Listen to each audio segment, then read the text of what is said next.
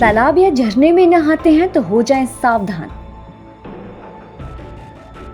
पानी में तैरने वालों को ब्रेन ईटिंग अमीबा से है खतरा। पानी से दिमाग में घुस सकता है ब्रेन ईटिंग अमीबा।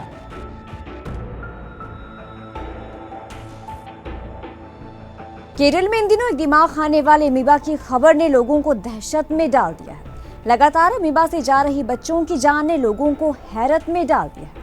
एक छोटा सा जीव इंसान का दिमाग खा सकता है। आंखों से ना दिखाई देने वाला दुनिया का ये छोटा सा जीव इतना खतरनाक है कि इससे मेडिकल जगत भी पार नहीं पा सका है। इसे अमर माना जाता है, यानी ये मारने से भी नहीं मरता है। ये बेहद गर्म वातावरण में पानी में पनपता है। ऐसे में गर्मियों में गंदे तालाब या वाटर पार्क में नहाना किसी के लिए भारी पड़ सकता है।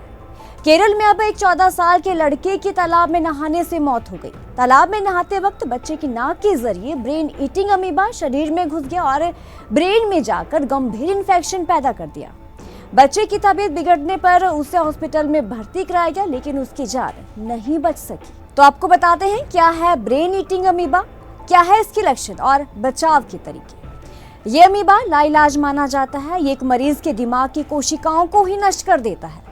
आपको बता दें कि केरल में मई के बाद से राज्य में इस घातक संक्रमण का तीसरा मामला सामने आया है। इससे पहले 21 मई को इस घातक वायरस के चलते मलपुरम की 5 वर्षीय लड़की की मौत हो गई थी और 25 जून को कन्नूर की एक 13 वर्षीय लड़की की मौत की खबर सामने आई थी। ये संक्रमण ब्रेन ईटिंग अमीबा यानी कि दिमाग खाने वाले अमीबा से होता है। जैसे जैसे गर्मी बढ़ती है वैसे वैसे ये अमीबा खूब फलता फूलता है। ये अमीबा लाइलाज माना जाता है। ये मरीज के दिमाग की कोशिकाओं को ही नष्ट कर देता है। नेगलेरिया फाउलेरी, जिसे अमीबा भी कहा जाता है, वो मिट्टी और ताजे पानी जैसे झीलों, नदियों और झरनों में रहता है। जब अमीबा युक्त पानी नाक में जाता है तो ये मस्तिष्क में संक्रमण का कारण बन सकता है। तो सबसे पहले अमीबा के लक्षणों के बारे में जानते हैं। अमीबा एक कोशिकीय जीव है। ये दिखने में बेहद छोटा होता है, इसलिए इसे केवल माइक्रोस्कोप से ही देखा जा सकता है। ये बेहद गर्म वातावरण के पानी में पनपते हैं, जैसे जीव नदियों में, झरनों के पानी में। ऐसे में गर्मियों के मौसम में तालाब या वाटर पार्क में नहाना भारी पड़ सकता है। दरअसल जब अमीबा का पानी नाक के जरिए आपके शरीर में जाता है तो लोग संक्रमित हो जाते हैं। अमीबा नाक में घुसकर दिमाग के टिश्यू को नष्ट कर देता है।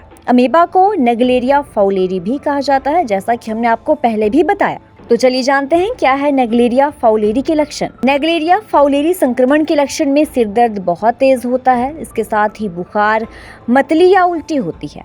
संक्रमण बढ़ने पर गर्दन में अकड़न, दौरे और दिमाग का काम ना करना शामिल है। इसमें लोगों की मृत्यु हो जाती है। इस संक्रमण से बचाव के तरीके भी आपको बताते हैं। गर्मी और बरसात के महीनों में इस बीमारी की संभावना ज्यादा बढ़ जाती है, इसलिए वाटर पार्क या तालाब के पानी में जाते समय लोगों को हमेशा सचेत रहना चाहिए, क्योंकि इस संक्रमण का खतरा बना रहता है। इसके साथ ही तैरते समय ध्यान रखें कि पानी नाक में ना जाए। गर्मी और बरसात के मौसम में नदी, झरनों और झील में गोता लगाने से बचना चाहिए। झरनों में अपने सिर भिगाने से बचना चाहिए, क्योंकि इसके रास्ते नाक तक पानी पहुंच सकता है।